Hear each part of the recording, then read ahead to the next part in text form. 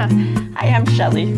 Today we are going to talk about top 5 risky sewing behaviors in our opinions.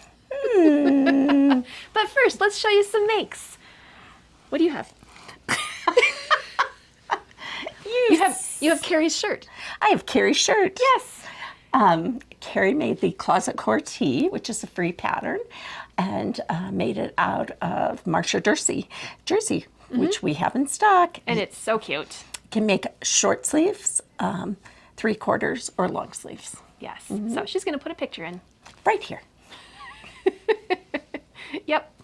Okay. And I'm still working on my cowl. Nice. It's getting bigger. I love how is. it's completely different on the other side. It's like brighter on the inside or something. But yeah, it's fun. I'm almost done. It's eight sections. 1, 2, 3, 4, 5, 6 and a half. So section and a half to go and then it's done. I bet you'll be done tonight. Well, I don't know. Maybe by the time the video comes out. Yeah, maybe. Exactly. All right, risky behaviors. Risky behaviors. So just to let you know, we don't judge anybody who partakes in these risky behaviors. We've probably all done a little bit of some of these. Or all of them. So no judgment from us, I promise. But okay, so number 1, using antique thread. When you get that collection from Grandma. yeah, grandma, grandpa, whoever, you know, it's pretty to look at. I wouldn't use it in your project. When you are spending the time and effort to make something with, you know, beautiful new fabric, or even old fabric, you know, don't use the old thread because it's so likely to fall apart, and why spend all that time and effort for something to fall apart or for the thread to do something bad to your fabric or your machine.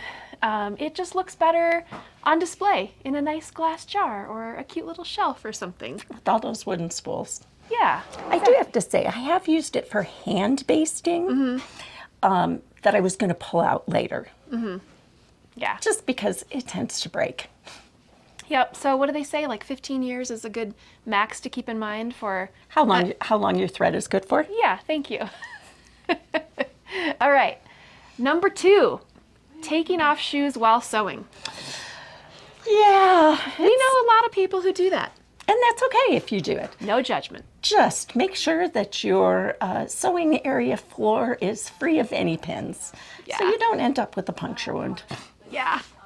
A lot of people do it. They even do it here. And maybe run your magnet wand or your magnetic pin cushion over the floor first, because we don't want you to put pins in your feet. No. Number 3, stretching your fabric or pushing it through the machine. Let the machine do the work for you. Those feed dogs are going to pull your fabric through at the pace at which it should be going through your machine. Yep. You don't need to push it, and you don't want to be stretching your fabric either. Like with knits, you can give it that lettucey edge accidentally. If that's what you're going for, that's fine. Yeah. But you don't want to accidentally give it that. Also, you know, like borders on a quilt. If you should be measuring those first, cutting them to match, pinning them on your quilt, you know, finding centers, etc. You shouldn't just be holding it and letting it pull through the machine and trimming it off at the end, which I guess is not really stretching, but that's kind of what happens. Is the fabric gets a little stretched, and then you end up with those waves. Wavy borders. Yeah, we don't want that. Yeah, and when you long arm quilt it, sometimes then you get little tucks. Yep. Yeah. Not pinning. Number 4. Oh, number 4. Not pinning or clipping your fabric. And not putting your pins close enough sometimes is another one too. You won't get things to line up the way you want. And I found, like with slippery fabrics, you need to put your pins even closer because otherwise your fabric's sliding apart. Whee! Slipping around. And then you go, look at the seam. I got 3/8 of an inch on one side and 1/8 on the other. Yeah. And again, with the borders on a quilt, you know, same thing. You really want to pin or clip it down before you start sewing so that you don't move, the fabric doesn't move on you. Number 5, looking away while cutting and sewing. I think we both have some bad stories, don't we? My husband has great stories about this. About you and your rotating murder weapons? Yes. So a rotary cutter in our house is known as the wheel of death. Because, yes, I did nick my finger and end up in the ER. That happens. Yeah, I had a friend who was down in my basement, cutting mat on the floor, cutting stuff, and I walked down and she looked up at me and kept going. Yeah. And mine was more of a bounce of keeping my fingers flat on the Ruler? Thank you. That wasn't coming. Flat on the ruler and then bouncing up and hitting it.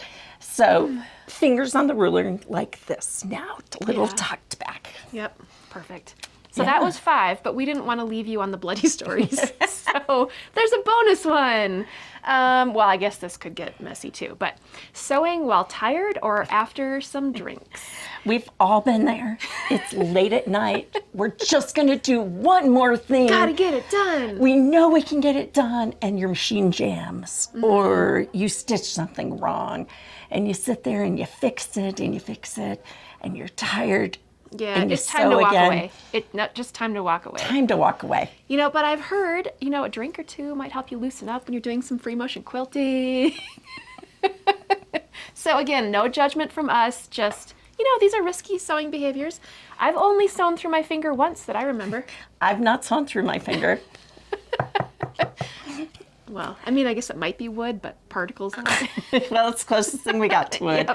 Yep. Oh, there's a door frame. There's a door frame. I'll hit it on the way out.